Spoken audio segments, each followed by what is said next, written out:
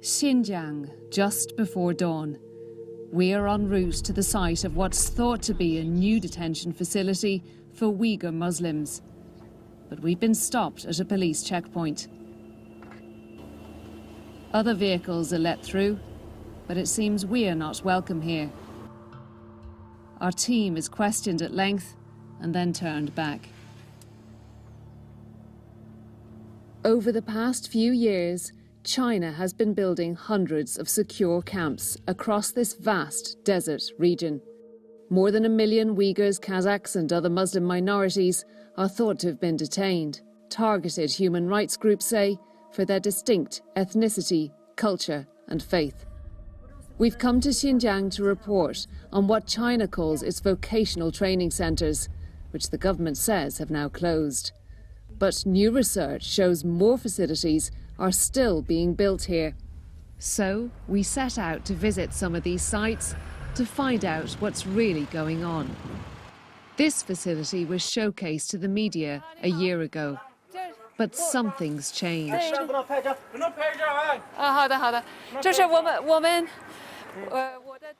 We try another known location, which also welcomed observers in last year.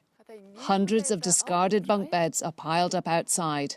So this huge facility here, we've been told, is just an ordinary school. But if you look, you can see that there are bars on the windows from the top floor all the way down to the bottom. And every time we try to film, they've told us that we're not allowed to film here.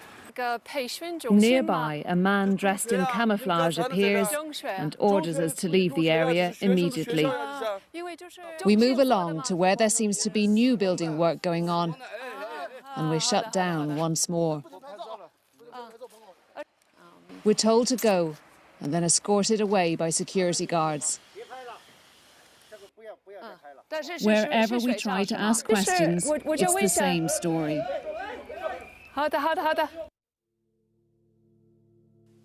This satellite image, taken south of Kashgar, shows one of the many new suspected detention facilities. Behind the imposing facade, a walled complex containing at least 12 multi-storey concrete accommodation blocks and surrounded by what appear to be security roads and watchtowers. So we're on the ground trying to get a closer look.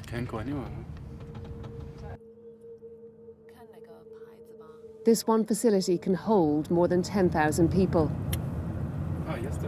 Are there bars?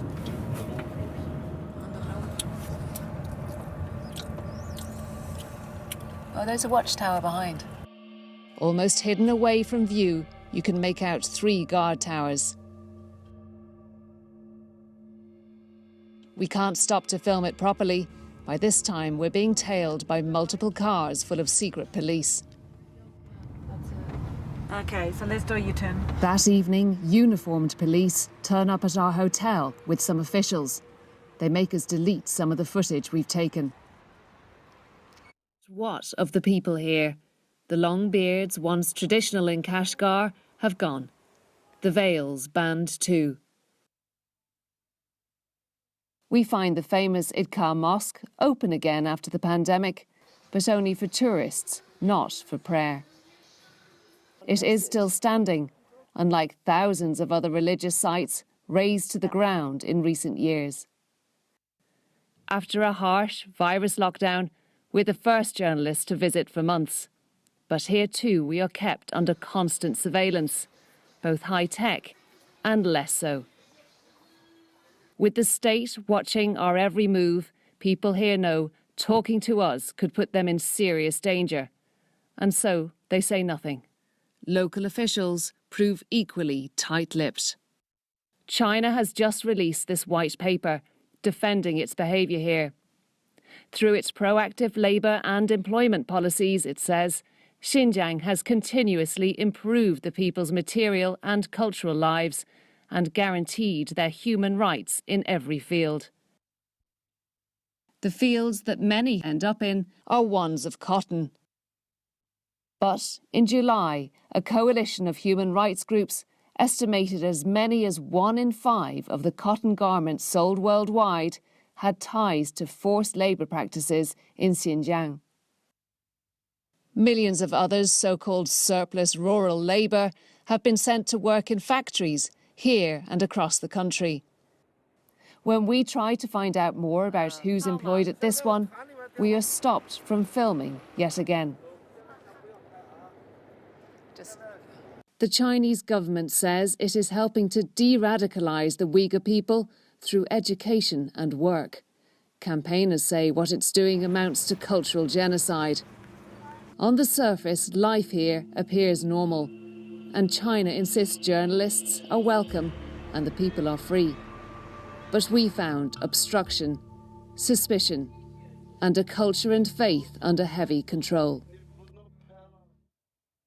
Well, RTE, Ireland's television, asked the Chinese ambassador to Ireland to explain the role of the new vocational training centres seen in our film.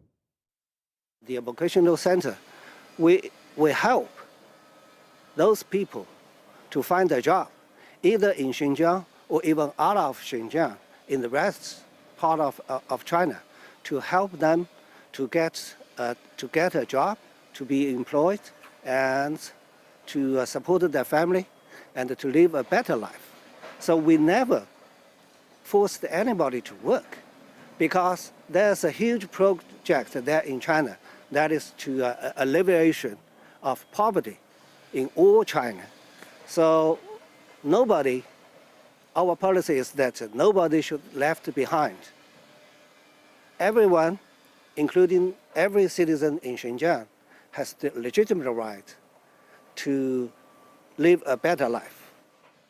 So earlier I spoke to Aziz Isa Elkun, a London-based Uyghur academic and activist, and I started by asking for his reaction to the Chinese ambassador, who said there was no Uyghur repression in China. That's not true. This is the nature of Chinese embassy or ambassador keep lying about everything, even though there's a whole world approved there's a genocide taking place right now. It's very, very difficult for us to get information out of the Uyghur region. Can you tell us what you know the Uyghurs are going through? I mean, I know your mother is still there, and tell us about her. Yes, it's a very tragic story. And whenever I think my people, the Uyghurs, and especially about my mother, and I could not bear it. My mother now 78 years old, widowed. My father died in 2017. I found my father's my father's tomb on Google Earth, and it was destroyed by the Chinese regime. And that was the reality of my family situation now. Is it true that the Chinese authorities managed to get your mother to denounce you on television? That's true. That's true. Yes, after I gave interview to CNN last year, and yes, they brought back my mother, brought in front of the TV, which is from Beijing to my home, probably about 4,000 kilometers away. If you had the chance to speak directly to the Foreign Secretary, for example, what do you want the British to do about the Uyghur crisis? I would like to ask British government has a responsibility, because British government is a member state of the United Nations Security Council. This is a human tragedy. We can call this a genocide taking place now. So British government must do save the innocent life. This is now not now. I mean, we have been talking about 3 years ago, and I've been talking about this about 20 years ago. And you reported in 1997, Wulja, everybody knows Channel 4 reported about the terrible the incident we can call the Wulja massacre in 1997. This is not something comes up today or yesterday. So Uyghur problem must be solved. Uyghur problem is about the world problem. We are part of the world community. There's no such a thing, Chinese internal affair. Uyghurs are part of human being, part of this world. The world must take responsibility to save Uyghurs' life.